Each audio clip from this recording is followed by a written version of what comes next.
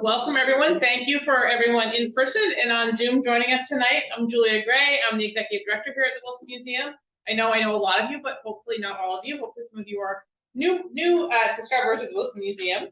Here at the Wilson Museum, our mission is to cultivate and encourage human connection across place, time, and cultures.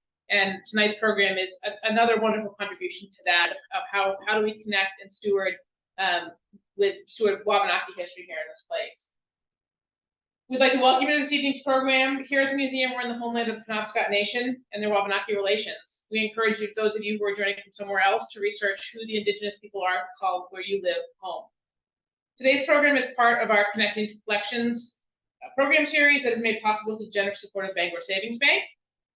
We also note that if you are not already a member of the Wilson Museum, we have information in the back of the room for those in person. And if you're online, you can go to our website and become a member.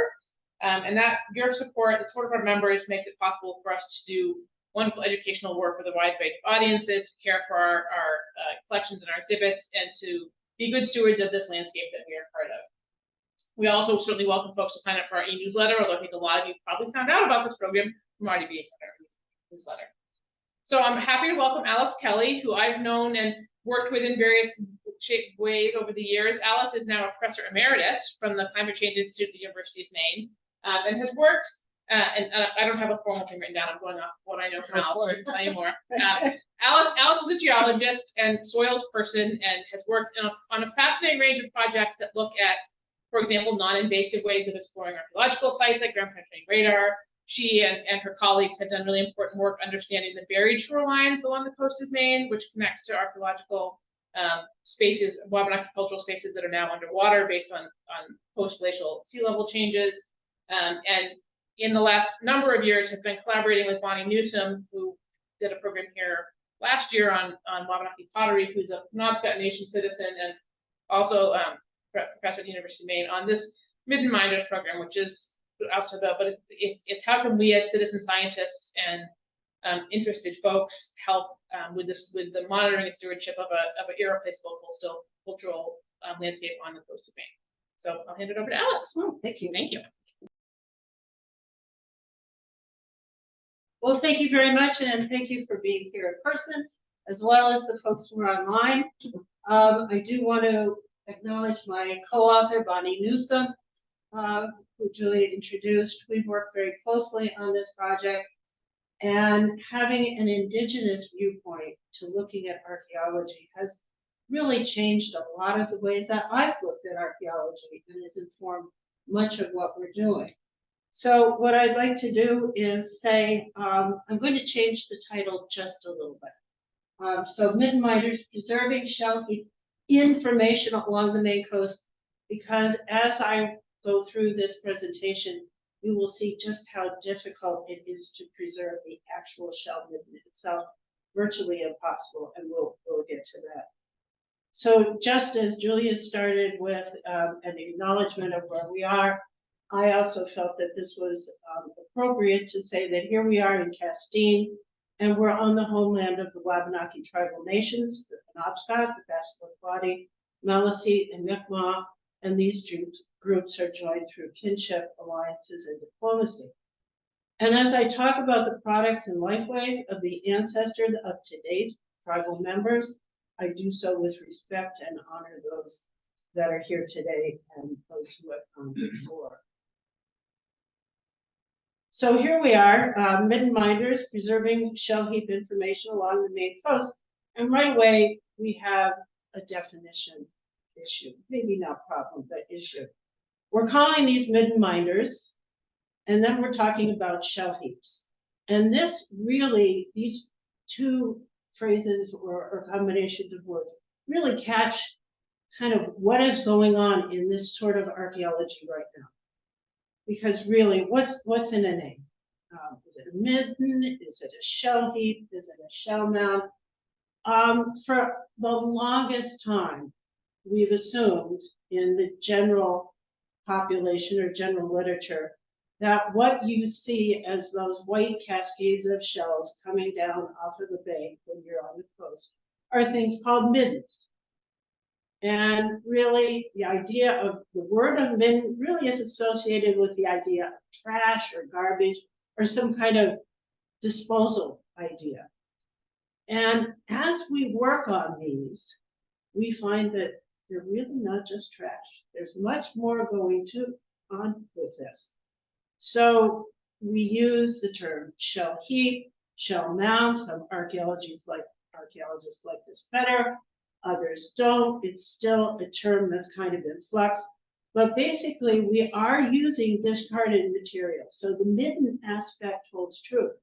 But it's not just, in every case, just dumping it on the ground and forgetting it. It's creating very specific features, we feel, and I'll talk about some of those.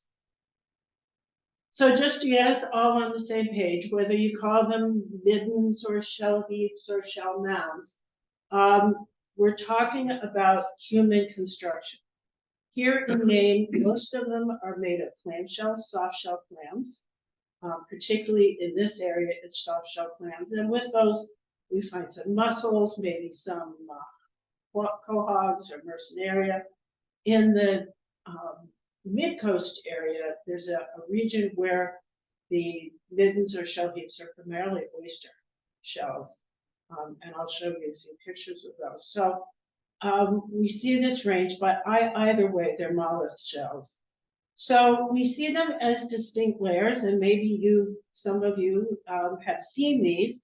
Sometimes they're clean shell layers. They're usually broken individual valves lined up. Sometimes they're crushed. Sometimes they're mixed with soil, so you get the kind of the things that you see here on the image. And sometimes there are soil layers in between, and I find those soil layers particularly interesting. We're not really we've done some work, but trying to understand, are these records of abandonment? Why would it have been abandoned? Why did people come back? So there are a lot that's not known about these features. So we know from archaeological survey that there are about 2,000 of these features on the coast of Maine. They come in a variety of sizes. The largest is the midden in Emerita. That one is composed of oyster shells. But then we have these little scatter of shells, like the one in Washington County. Others in mid-coast, which are quite large. All of that white that you see on the lower left are all clam shells that have come down out of this feature, which is quite large. It extends that entire bluff. And then also we have some which are quite small, and some that, in fact, we know have disappeared. They were reported in the 60s, and when we go back to look at them, we can't find them. They're gone. So this is one of the issues of doing shell midden archaeology. Now there are shell middens, lots of shell middens here in the Castine area. Here we are in Castine. This is from the Maine Historic Preservation Commission. They don't typically very closely identify shell midden sites because we have one problem with looting. I'll talk about that. But you as locals, I'm sure, know where most of these things are. And you can see that they're widely distributed. What we don't know a lot of is how many were occupied at the same time. We know that most of the shell middens on the coast of Maine, the oldest ones that we see are about 4,000 years ago. Most that we see are between 3,000 and 1,000 years ago. In some places, they were occupied at the time of European contact, and others, particularly in the Emerita area, they were not being used by the native populations when Europeans arrived there. So there's just so much stuff to learn at a time when we're actually losing these features. So one of the things that makes shell middens so important is this idea of the exceptional preservation of organic material that we see in shell heaps. Maine soils are very acidic.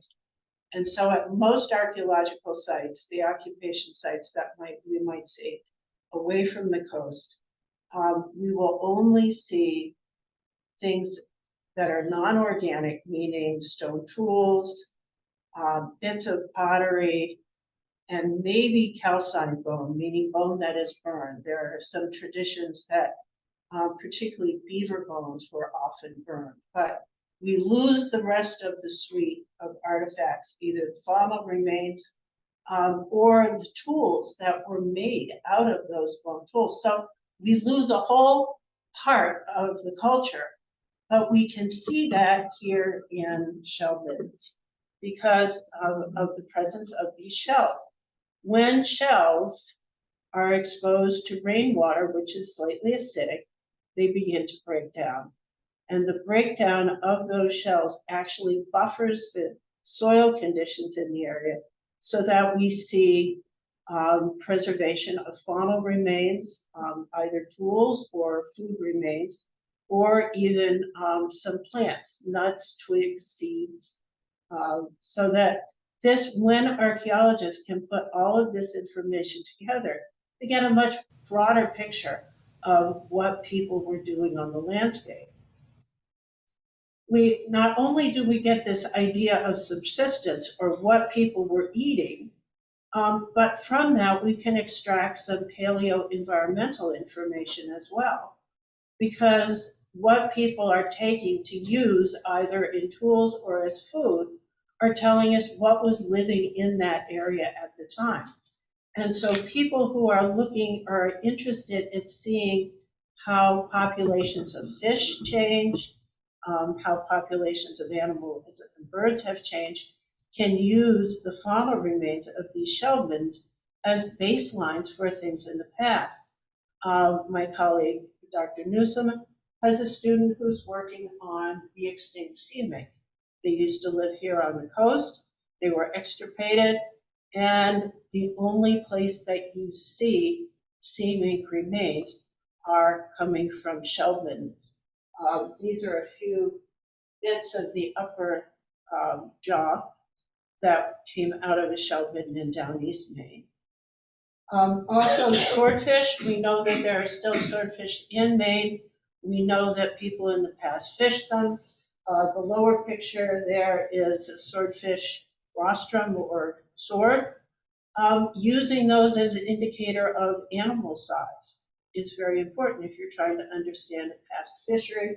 And of course, great auks also were here, no longer here, but if someone wants to study that extinct species, they can use those faunal remains out of the shell heaps. And then, of course, there's the Native American culture itself. Now, we do see the stone tools and the ceramics in other places beyond shell middens, but what we don't see are those organic remains, things like the shell beads, tiny little beads made out of shells. Those are preserved.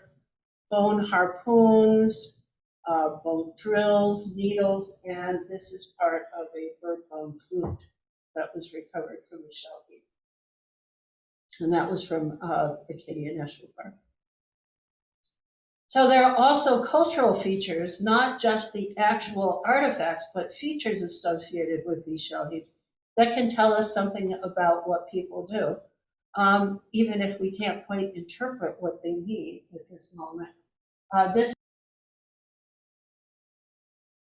I'm going to walk away from in just a minute. So at the point, I didn't bring a pointer. Here is mixed shell and charcoal and soil in here. And what you can see in the dashed white line was a pit that was dug into that material, into the underlying soil, and a stone very carefully placed upright in the base, evidence of a fire at the base, and I think there were a few items there, and then covered back up again. We thought for a while that this was a one-off until we were doing some geophysics at another site in mid-coast Maine. So this is down east. The other one that we were working at was in mid-coast, so quite some distance apart. And there in our work, and then on the profiles done by the archaeologists, we found a very similar feature. What does it mean? We have no idea, but it meant something very special to the people who took the time and effort to do that. Also, in working with the idea that shell heaps just weren't trash heaps, is we see things like hearths and house floors. The black area to the left of the dotted line is a hearth. It's charcoal. There was some bone in it. When you felt the soil with your fingers, it had kind of a greasy feeling, as if animal fat may have dripped down into that soil. And then the area beyond it was, the brown area, was shell mixed with gravel to create a house floor. So that people were using that bottom shell matrix that had been laid down previously to create a level, well-drained spot to put their homes, which were probably semicircular, wigwam kind of rounded structures with either hides or mats or birch bark over top of them. So here we're starting to get this hint that it's not just trash. And then we get the idea of location on the landscape. Very often when people do archaeology, they focus very closely on one site, and we now have enough of these sites that we can start looking at them. The thing that really keyed us to the idea that location might be important was working at the Glidden Midden. We did some ground penetrating radar here, and our Midden minders are very active in this area. This is large. This is a close-up of that outcrop, so you get an idea of the person. She's about as tall as I am. You could put me on her shoulders, and we still couldn't reach the top of that pile of oyster shells. It extends along the Damerscott River for about the length of a football field. You can see this when you go across the bridge at Route 1 when you drive from Damerscott to Newcastle on Route 1. What I'm not showing you here in this image is that there was another shell mound or shell heap, the same size or bigger, exactly opposite on the other bank of the river. Now, if you were coming up this river 2,000 years ago, you would have seen two huge, white, monumental structures, that's all I can think of them as, on either side of the river as you canoed up. As you passed those, you then would have seen a whole series of other smaller white patches along the bank. This may be happenstance, but I tend to think that this was very intentional. This was making a statement on the landscape. Was that statement, we're here, this is where our people come? Was it a gathering spot? Did it mean that there was a great resource here and people came to share that resource? We really don't know. But we know from some of the artifacts that were here that they've come from long distances, so either traded in or brought in by people who travel to this site. We also know that at many of these shell middens or shell mounds, there are burials. And people who very intentionally bury their family members don't tend to put them in a trash heap. So we're seeing that these features may have much more to do than just the simple disposal of shells. And that's a whole nother talk. So when we're looking at these shell mounds, what we're looking at is one of the prominent features on the landscape that ties us to Indigenous lifeways and ties the Indigenous people of today to their heritage. They've lost a great deal through politics and the political situations and discrimination. And as we talk to people from the Penobscot, particularly Penobscot, which is where I work with most closely, they've really lost a lot of the memory of these shell heaps. The Passamaquoddy Some, but not all. The word for shell heap is gone in their language. The ideas of stories about this are gone. Yet something that was such a part of the lifeway must have had a whole language and history with it. But it's not just indigenous culture. We also see some hints of European lifeways. These two features come from a shell heap in down east Maine. It had indigenous house structures associated with it, and a variety of indigenous artifacts, but it also had these two European artifacts. One of them, and here talking in pedagogic with a French connection, of a Saint Ange pot. That would not have been made here. It was brought across the Atlantic. It was made somewhere in the early to mid 1600s in France, and it ended up down east in a shell midden. In the same shell midden is a salt glazed English chamber pot from the 1700s. So if you wanted to write a historical novel about that area, you could use these pieces to talk about the interactions of indigenous people and colonists. Were they sharing this location? Were they trading objects? We don't know, but it's an interesting glimpse into that connection between two very different cultures that were living on the Maine coast several hundred years ago. I hope I can convince you, or have convinced you, that shell heaps or shell mounds or shell middens are a big part of Maine coastal history. They're very important.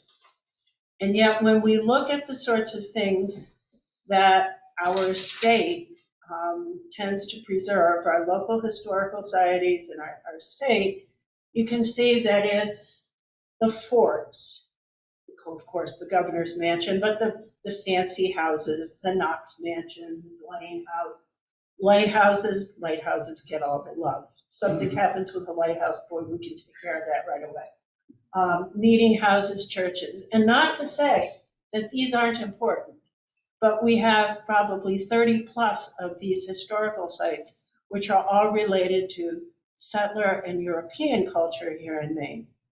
We have one, the whaleback, which is the midden that was mined and largely has disappeared on the banks of the Damascotta River.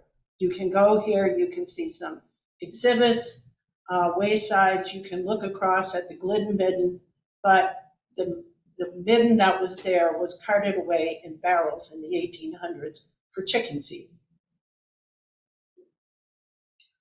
So I alluded to this in the beginning. There's a problem with shell middens, and it's that they're disappearing. So what we are trying to do is we're seeking to preserve the information they hold, because we know we can't preserve the feature itself. There are 2,000 of them. We have a long coastline, and if you live on the coast, you know what's happening, particularly during our winter storms and our big rain events. So what we see are damage by wave erosion, by bank slumping. These are things you see right around here. And then we have an issue with looting and development to some extent. And there's this kind of love-hate relationship with collecting. Archaeologists will call it looting. Someone who does it for a Sunday afternoon calls it collecting.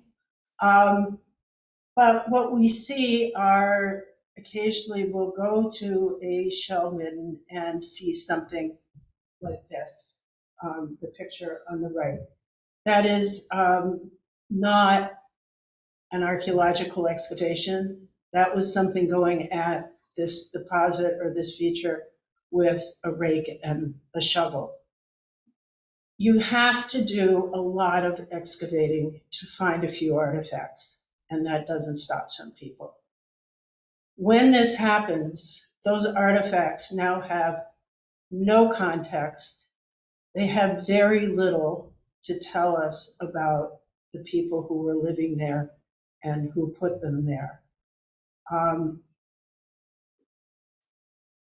Here in the state of Maine, we don't have any laws protecting these sites of cultural features.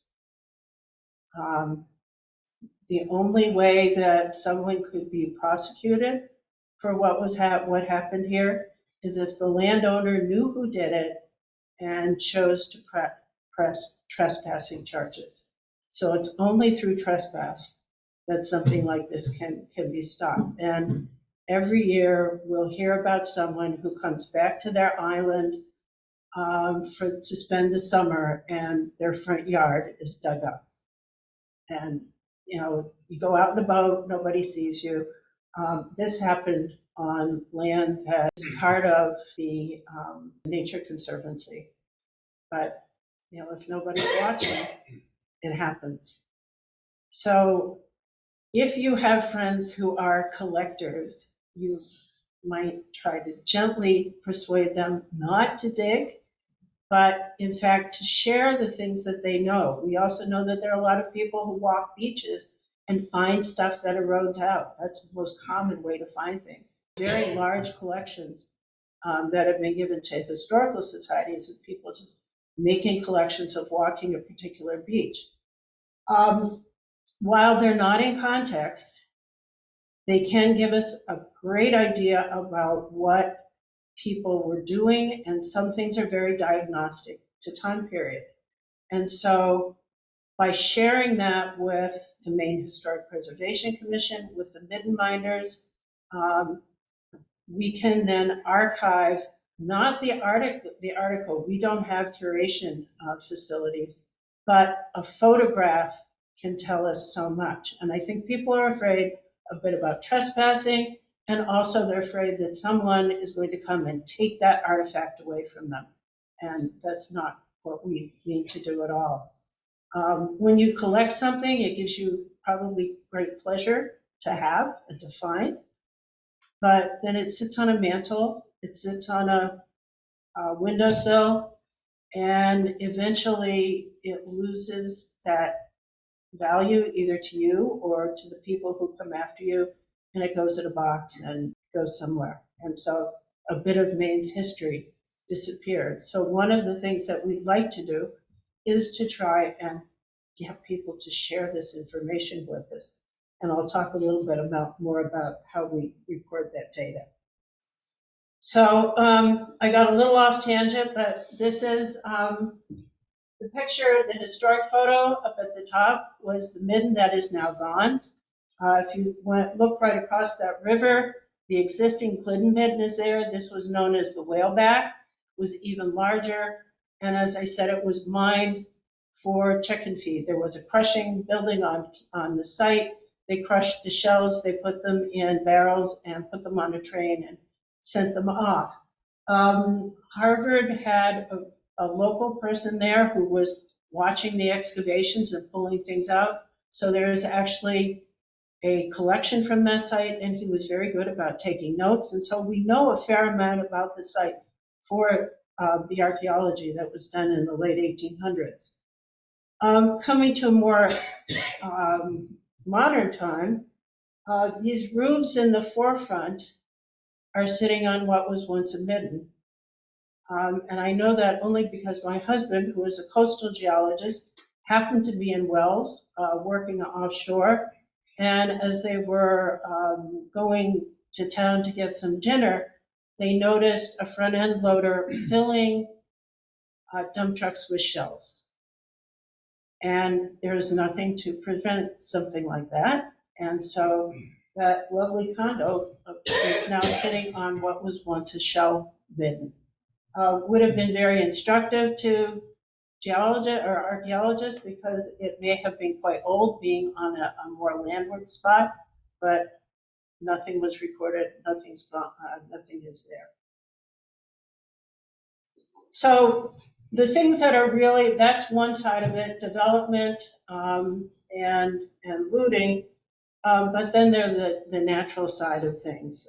Wave erosion and bank slumping are the two, and these are the result of sea level rise.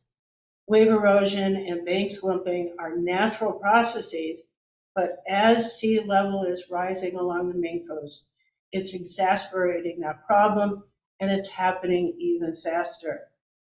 These two graphs are from the tide gauges at Portland and Mar Harbor. And you can see there's quite a scatter on the data because we have waves coming in, we have flushes of sediment or of rainwater, big rain events, locally raised local tide, the water level at the tide gauge. But you can draw a line through these and see that in general, sea level has been rising since those tide gauges were in place. And then if we look at the last few decades of data, we can see that the rate is increasing. When I started teaching at the University of Maine, I talked about sea level rise on the Maine coast being 1 to 2 millimeters per year. Then in about the 90s, early 90s, we moved to 2 to 3 millimeters per year. The last lectures I gave before pandemic, I was saying 3 millimeters a year and going to 4. And so we know that this is an ongoing problem. And we know that as the world's oceans warm and water expands when it warms, that's going to cause a rise in world sea level. And then also as we take that water that's tied up in ice on places like Greenland and Antarctica and put it back into the world ocean, global sea level is rising. So what happens if we have sea level rise? Well, that we have daily, annual, and long-term processes going on the Maine coast. Tides and waves are there on a daily basis. As sea level rises, it's coming up just a little bit more. But we have an annual issue of big storms. And we know that as climate change is happening, we're getting more storms with greater storm intensity. So frequency, intensity increasing. That raised level of the ocean just brings those waves in just a little bit farther and with a little bit more force. And so here, all of this are shells being eroded from that bluff, the shell midden on the top of the bluff. Also, one of the things that we have just been thinking about with respect to shell middens is the idea of the warming. If you've lived in this area, you know that the last few winters have been characterized by a whole series of freeze-thaw events. We used to talk about the January thaw, and maybe there were 2 January thaws, and it ruined the skiing, and everything got slushy, but then it got cold again, and it stayed cold right through up until March when mud season arrived. Well, what we're seeing now is a whole series of those freeze-thaw events. And if you think about a shell midden being composed of shells or soil with open spaces, those open spaces fill with water. When it freezes, what happens to water? It expands. Anybody who's put a pop bottle in the freezer and forgotten about it has experienced that. So we have this freezing, expanding, thawing, water running out, water coming in, freezing, expanding. And what that does is act as a flexing mechanism to break up the integrity of that shell midden, particularly right along the front, which means that's going to erode so much faster with just rainwater running over the front or waves hitting it. It's much more susceptible. We also see slumping, this tree coming down on that face. This is in down East Maine. As that tree comes down, Julie and I were talking about just before the talk. Tree comes down, those roots take a whole chunk of the shell midden with it. It rides down the bank, it's gone. All of that information is now lost to the sea. So as we lose shell middens or shell heaps, we're losing indigenous cultural heritage, we're losing Maine history. It's not just Indigenous history. Evidence of past lifeways, evidence of past environments, and for those of us who live in Maine, kind of a sense of place as things are disappearing. We don't, change is okay, but we don't like our coastal views to change a lot. So what to do? And out of this came the idea of the Midden, which is a group of citizen science and scientists who are working together to try to monitor and document change at these features on the Maine coast, preserve that information in a dedicated database for use by cultural resource managers, researchers, and tribal groups. I've listed some of the groups that work with us. You'll notice I put the Wilson Museum here. Julie and I have had some discussions about potentially doing some work on sites that are on the museum's conservation easement. But as you can see on that previous map, there are lots of shell heaps in this region that all we need is a trained volunteer to spend a little bit of effort. Yes, we'll talk. When you look here at this woman is actually a retired archaeologist, but you don't need any prior training because that person is not, that's a graduate student. And these were actually high school students who are helping us monitor a site on Cobscook Bay.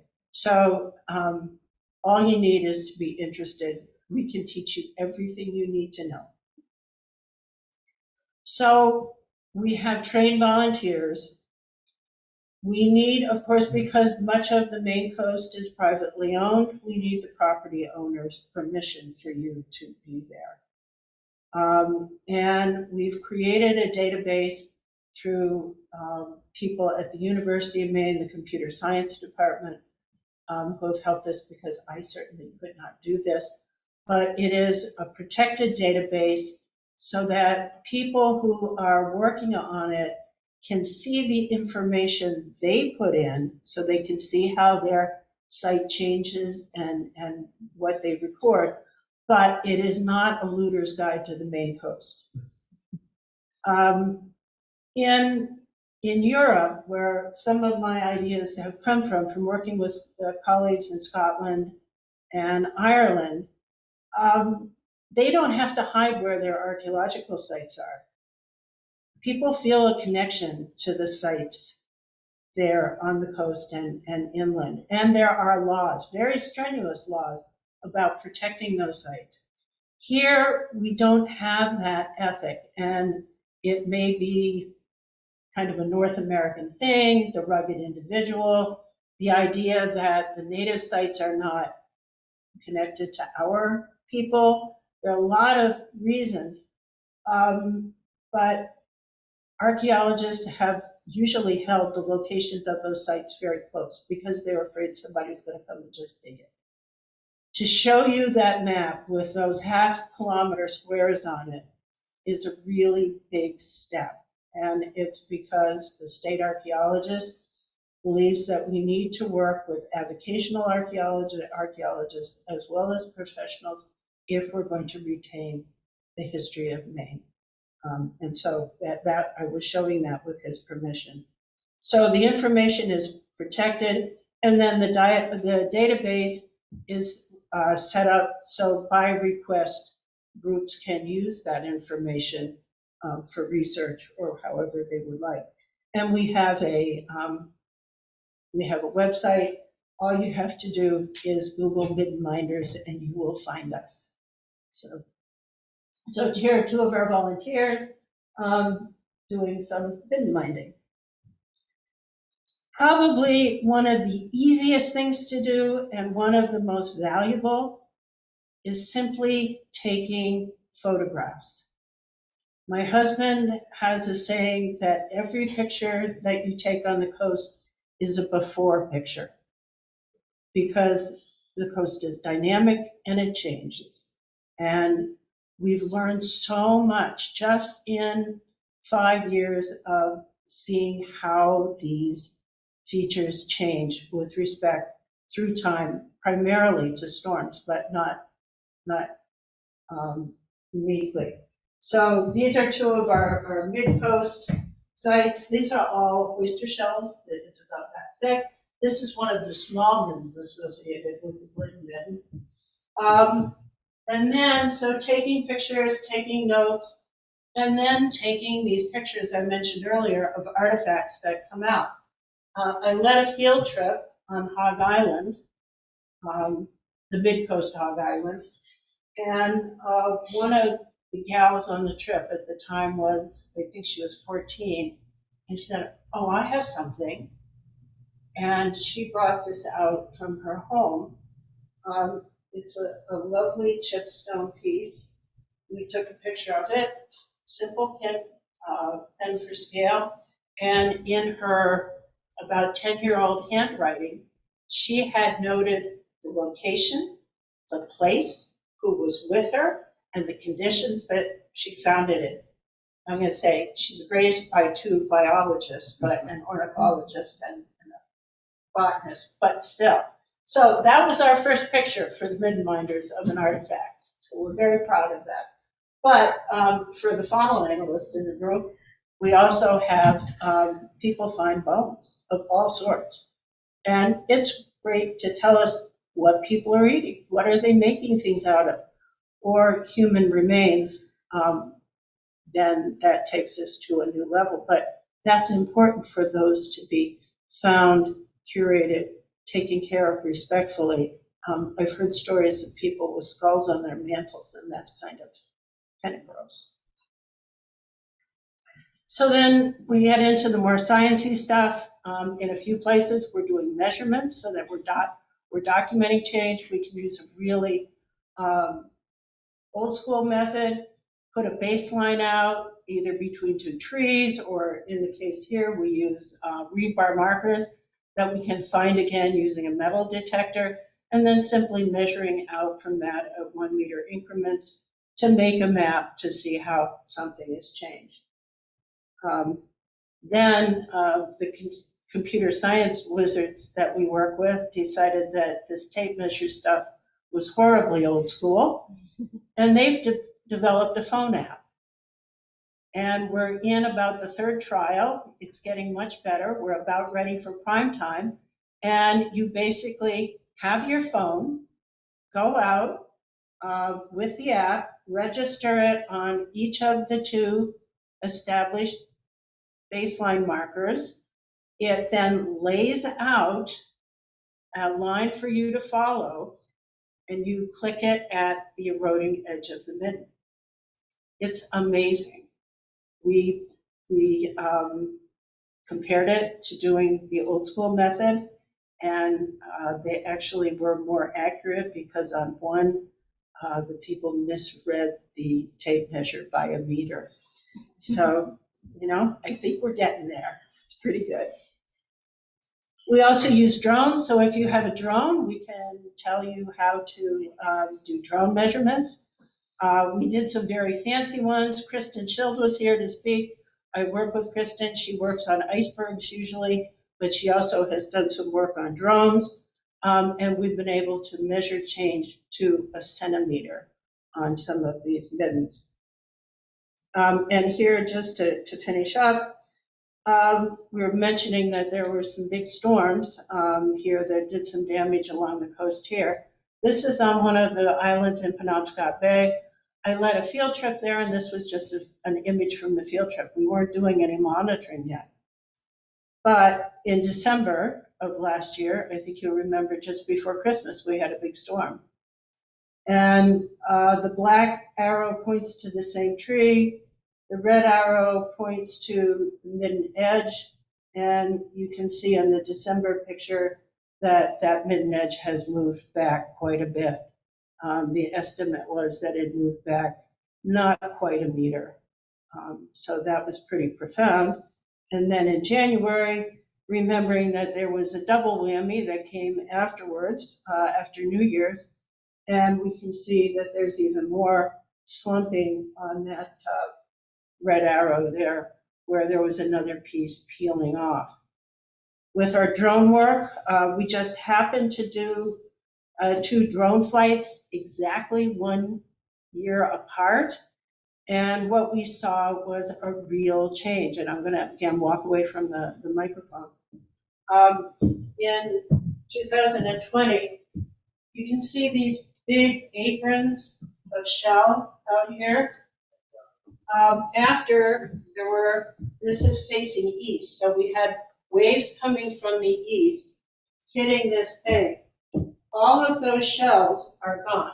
They've been removed, and the bay has been moved back. This has actually come back by about 20 centimeters, is what Kristen measured. Using this place and a couple others, what we're seeing is this freeze thaw is really softening up the front of the midden. Then when we had, and so the shells trickle down, the daily waves move them back and forth. You get these little aprons.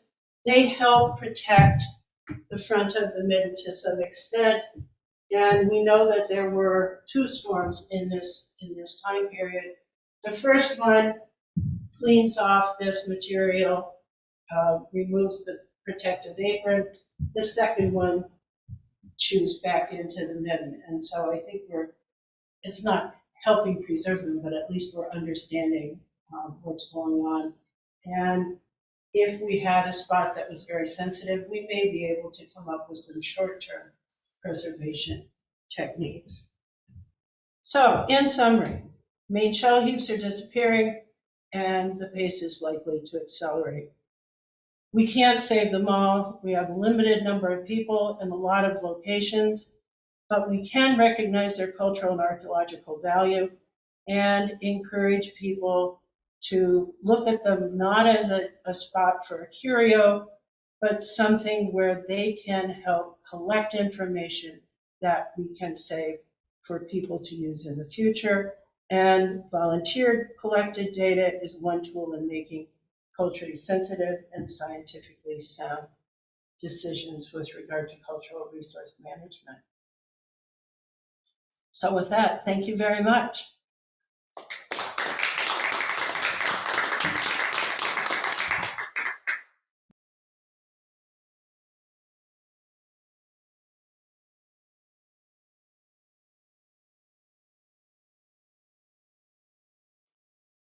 It's, we in the US in general have a very different view of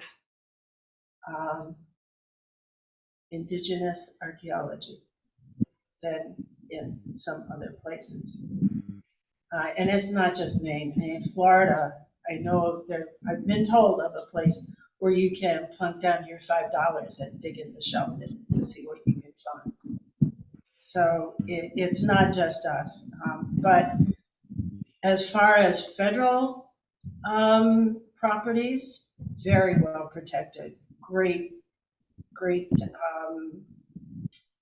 plans for climate change, for protecting resources. The National Park Service does a great job. Department of the Interior. Public lands, forest does a good job. State lands, yes, but on private property, the view is that it's private property. Anything that's done with federal money or state money has to be vetted for archaeology, but if you want to build your house on a shell midden, I guess the only thing that would come in would be shoreline zoning.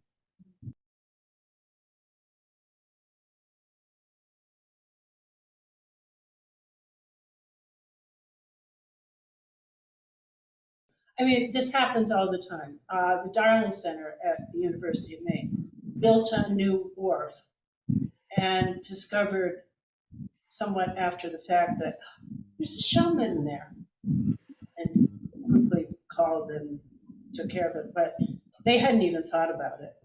And I think a lot of it is not so much malfeasance, but just not realizing that these things are there. And it's not just a trash heap.